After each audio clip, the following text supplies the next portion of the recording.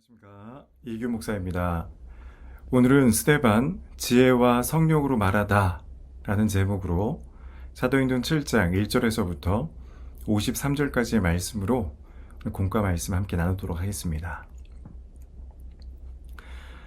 여러분, 스데반 집사님은 초대교회 7 집사 중 한 명이었습니다. 사도행전 6장 8절의 말씀을 보시면 그는 은혜와 권능이 충만하여 큰 기사와 표적을 많이 행했다, 그렇게 말씀합니다.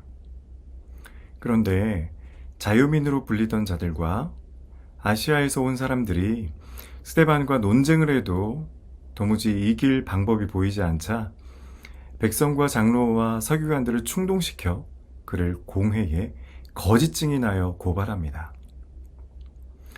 공회 앞에 고발된 스데반은 어떤 죄목으로 고발을 당한 것이었을까요?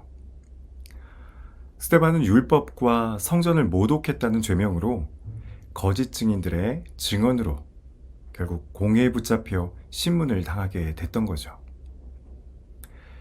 그런데 이때 스데반은 전혀 당황해하지 않고 사도행전 6장 15절 말씀과 같이 천사와 같은 얼굴로 침착하게 또는 단호함으로 그들 앞에 서 있었던 것을 알 수가 있습니다.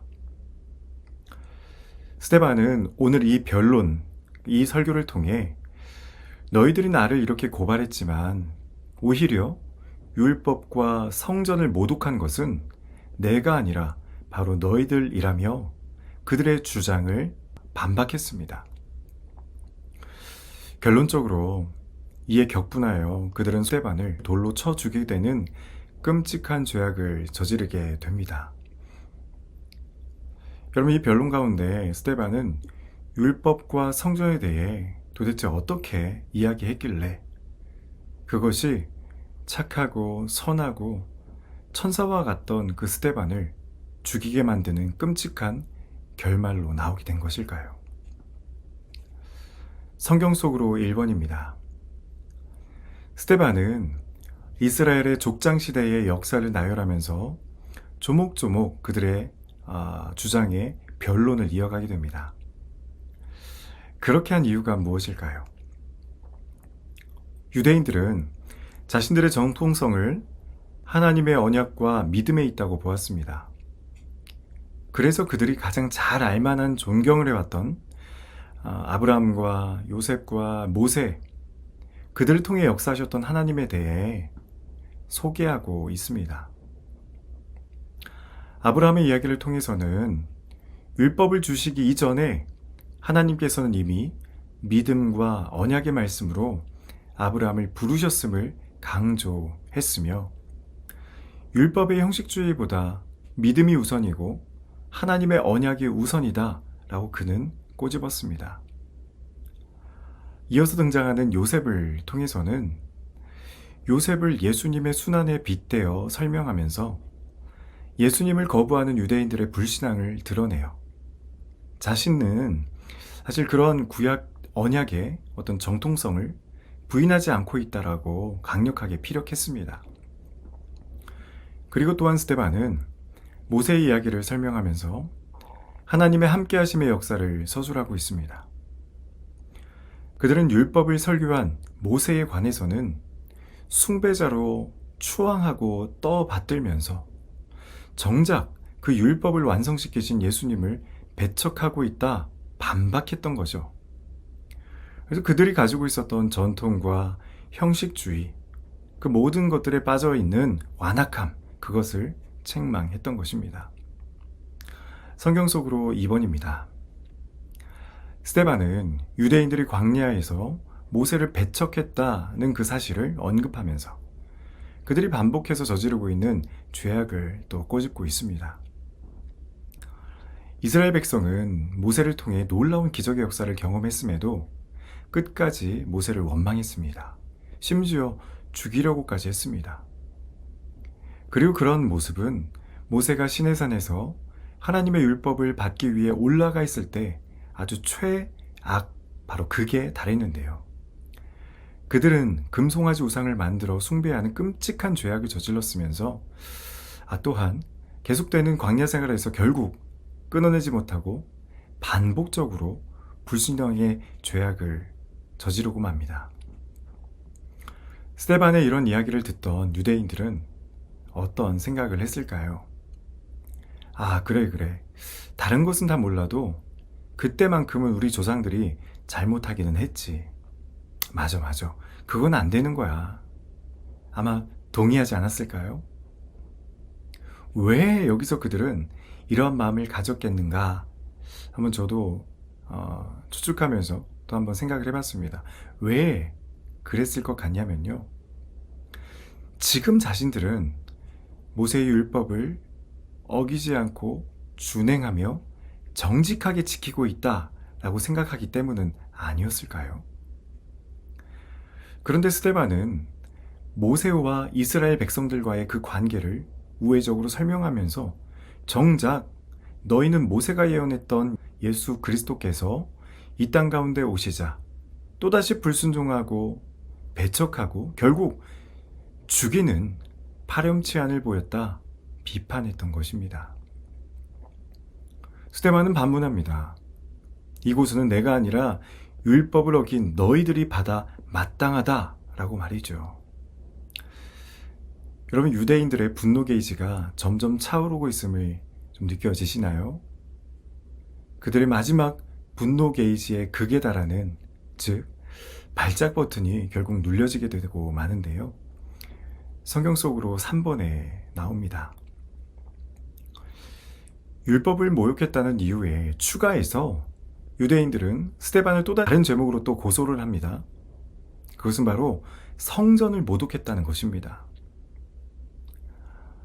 이스라엘 역사 가운데 주전 587년에 예루살렘 성전이 파괴되고 결국 남유다가 멸망하기까지 이스라엘 백성들의 신앙의 중심은 바로 성전에 있었습니다. 왜요? 그들은 하나님께서 성전에만 살고 계신다라고 생각했기 때문입니다. 여러분, 사실 그런데 출애굽기 3장의 말씀해 보시면 이전에는 하나님께서 어디에 계셨다라고 그들이 생각했는지 한번 살펴보길 원하는데요. 그럼 그때에는 바로 신의 산, 그것이 하나님의 산이었죠. 호렙산이었습니다. 하나님께서 신의 산에만 계신다라고 그들은 생각했던 것입니다. 그리고 광야에서는 회막으로 하나님께서 내려오셔서 이스라엘 진 한가운데 거하셨다라고 그들은 믿었습니다. 그래서 그 회막을 증거의 장막, 성막이라고도 불렸던 것이죠. 오늘 보면 44절에도 증거의 장막이 나오는데요. 그것이 바로 성막인 것입니다. 여러분, 그런데 이 이야기가 여러분들은 도대체 어떻게 들리십니까? 조금은 어색하지 않습니까? 왜냐하면 우리가 생각하기에 하나님께서는 어디에나 계신 분, 무소부재한 분이기 때문에 그렇습니다. 그러나 우리가 꼭 잘 이해하셔야 되는 것은 당시 사람들은 정말로 이렇게만 생각할 수밖에 없었던 시대적인 상황과 한계가 있었다라는 것입니다. 우리가 당연하다 여기며 생각했던 우리의 상식과 그때의 상식에는 엄연한 차이가 있었기 때문입니다. 그래서 이스라엘은 하나님을 예배하기 위해서 반드시 어디로 가야 했을까요? 그들은 성전으로 향해야 했습니다. 집에서는 결코 예배드릴 수 없었던 겁니다. 그런데 이스라엘 역사 가운데 어떤 안타까운 일들이 있었습니까? 바벨론의 침공으로 결국 성전이 파괴되고 맙니다. 이런 그들의 생각은 포로기를 겪으면서 점차 수정되어 가게 됐던 거죠. 바벨론 땅에서도 그들과 함께 하신 하나님을 경험하면서입니다. 그럼 그런 경험이 어떤 결과를 낳았을까요? 그들은 이후로 또 가는 곳마다 또 회당도 세우고 그곳에서 하나님께 예배를 드립니다. 그러나 아무리 그렇다고 해도 성전에 대한 중요한 그런 개념은 크게 뒤바뀌지는 않았습니다. 사실 오늘날 우리도 교회를 성전으로 부르려는 마음이 참 강하지 않습니까? 같은 맥락이 아닐까 합니다. 교회는 세상과는 다른 특별한 공간이다 라는 생각에 기초한 것이겠죠. 우리도 여전히 많이 남아있는 것임에는 분명합니다. 48절에 보시면 사람의 손으로 지은 건물에 하나님께서 거하지 않으신다 라고 스데반이 주장했던 이 말이 의미하는 것은 무엇일까요? 사실은 온 세상이 다 하나님께서 거하시는 곳이다, 이 말을 한 것이죠. 그런데 여러분, 이 말이 사실 우리에게는 너무나도 당연하게 받아들여지겠지만 당시 유대인들에게는 이 말은 그들에게 있어 누르지 말아야 할 발작 버튼과 같았던 것입니다. 그들에게 있어서 성전은 그들이 힘들고 어려웠을 때에 소망이 되었던 곳이기 때문입니다. 스데반은 진정한 성전의 예표는 바로 예수 그리스도이신데 성전을 우상시화하는 그들의 모습이 너무나도 안타까웠던 것입니다. 성전의 중요성을 스데반이 왜 몰랐겠습니까? 그러나 그들은 하나님을 성전이라는 공간에 그리고 유대인이라는 민족의 테두리 안에 가두고자 했던 사실, 그 사실을 스데반은 비판했던 것입니다. 너희는 서민의식이라는 껍데기만 남은 유대인에 불과했고 하나님께서 친히 이 땅 가운데 오셨음에도 너희는 오히려 배척하고 십자가에 죽였다라는 사실을 스데반은 강조했던 것입니다. 그런데 그렇게 그들에게 정죄하고 선포만 했던 스데반의 모습이 아니라 결국 진정으로 스데반이 원했던 것은 너희들에게도 시간이 있으니 회개하고 돌이키라, 이 마음이 더 컸던 것입니다. 그러나 결국 유대인들은 스데반을 돌로 쳐 죽이는 끔찍한 완악함의 끝을 보여주고 말았습니다.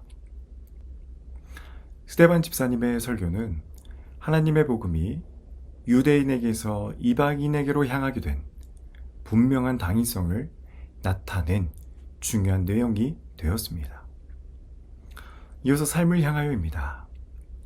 여러분들은 혹시 신앙생활에 오면서 종교적 전통에 형식주의에 얽매여 있지는 않았는지 한번 점검해 보실 수 있었으면 좋겠습니다. 그리고 그 과정을 통해 발견하게 될 어떤 우상의 흔적들이나 모양들이 있다면 한번 좀 나눠보시고 그것들을 과감히 내어 던지는 결단이 있으시기를 축복합니다. 두 번째입니다. 하나님께서 주신 말씀이 때로는 지식의 언어에 단순한 깨달음으로 멈춰 있을 때가 있습니다. 그런데 그 지식의 언어가 우리의 마음의 언어로까지 이어져야 하고 우리의 삶의 언어로까지 나아가야 하게 되는 줄로 믿습니다. 내가 겸손히 하나님의 뜻에 나의 머리와 나의 마음과 나의 삶을 순종하며 돌이켜야 할 것들에는 무엇이 있는지도 한번 생각해 보셨으면 좋겠습니다. 기도하겠습니다. 사랑과 은혜가 풍성하신 아버지 하나님, 종교적인 어떤 전통에 그리고 형식주의에만 머물러 있는 우리의 모습이 있지는 않았습니까? 오늘 스데반 집사님의 이 설교의 말씀이 다른 누군가에게가 아니라 나에게 주시는 하나님의 음성으로 듣게 하여 주시옵시고 모든 것 위에 뛰어나신 하나님만 붙들고 의지하며 주님 기뻐하시는 일만 우리가 잘 순종하며 결단하며 나아갈 수 있도록 역사하여 주시옵소서. 감사드리오며 살아계신 예수님의 이름으로 기도드립니다. 아멘.